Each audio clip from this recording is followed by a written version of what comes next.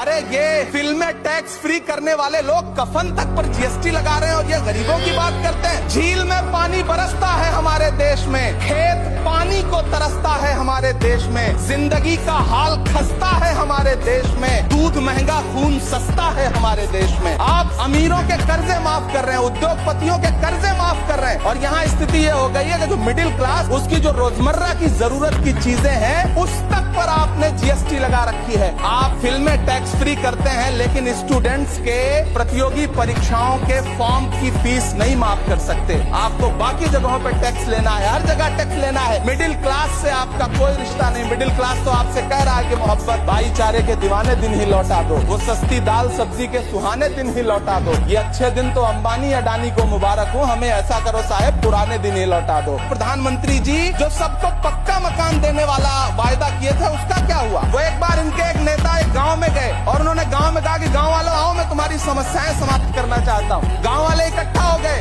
नेताजी ने गांव वालों से कहा बताओ तुम्हारी 2 समस्याएं बताओ, मैं दोनों समस्याओं का यहीं पे समाधान करूंगा। तो गांव वालों ने कहा साहब हमारी पहली समस्या है कि हमारे यहाँ कोई हॉस्पिटल नहीं है। तो नेताजी ने मोबाइल निकाला, कहीं फोन मिलाया और मिला के फोन पे पता नहीं क्या कुछ कहा कि यहाँ गाँव में हॉस्पिटल नहीं है, हॉस्पिटल तुरंत यहाँ हॉस्पिटल चाहिए। गाँव वाले खुश हो गए कि 1 मिनट में यहाँ हॉस्पिटल आ रहा है। अगली समस्या के बारे में उन्होंने नेताजी ने गाँव वालों से कहा कि मैंने आपकी पहली समस्या समाप्त कर दी, दूसरी समस्या बताओ। तो गाँव वालों ने कहा साहब इस गाँव में कोई भी मोबाइल का नेटवर्क ही नहीं है। ये है इनके काम करने का तरीका, ये है